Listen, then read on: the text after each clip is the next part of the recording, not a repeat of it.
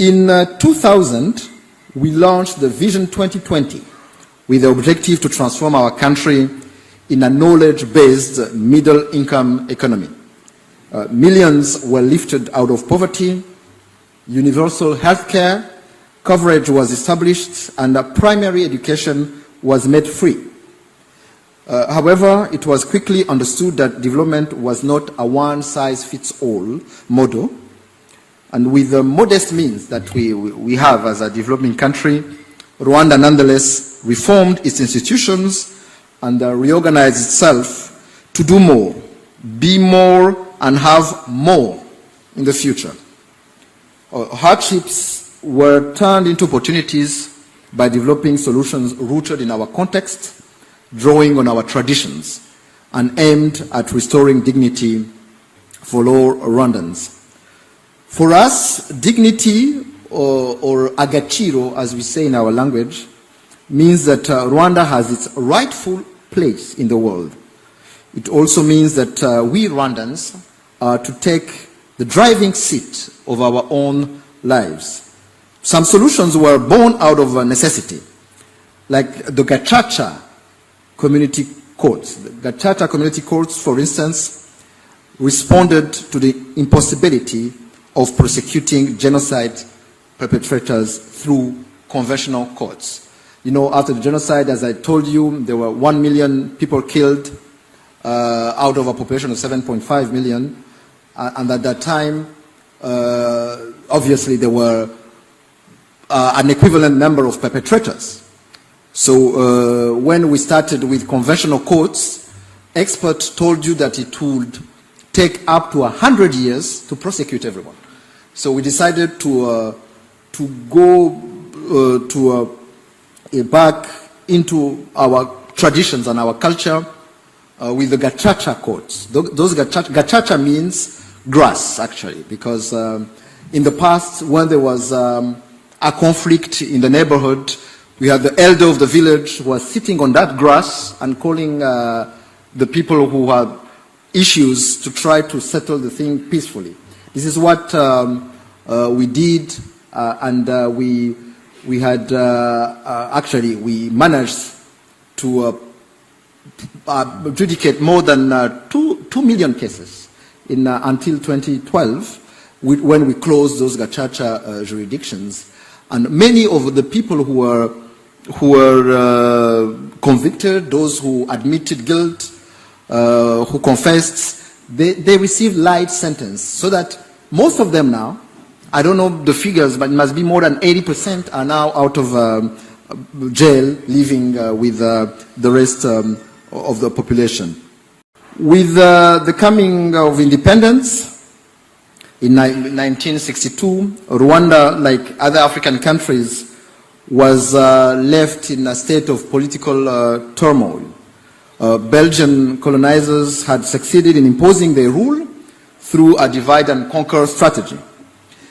Effectively, they managed to turn socio-economic groups and divisions of labor into a full-fledged ethnic groups of Hutu, Tutsi, and Twa. Because before that, those groups were social groups. We were a monarchy, we had a king, and there are different social classes. But the Belgians specifically introduced the difference of what they called at that time races.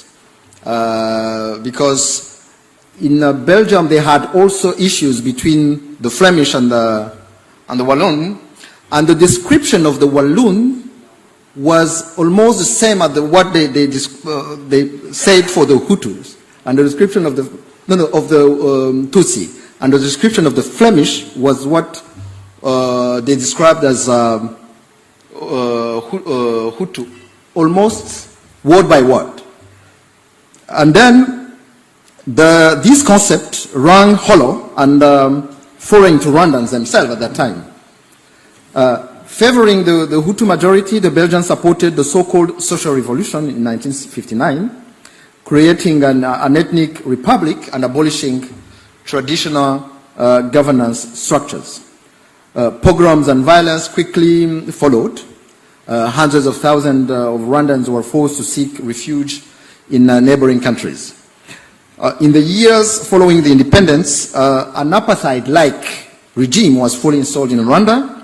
Tutsi were discriminated against, including in schools and administration, in total indifference from the international community. Cyclical violence, hate speech, and institutionalized racism laid the groundwork for the 1994 genocide against the Tutsi. So in 1994, in April, a group of extremists put in motion the final solution to kill every Tutsi in Rwanda. They mobilized the general population to carry out this plan. Those who opposed the massacres were also killed.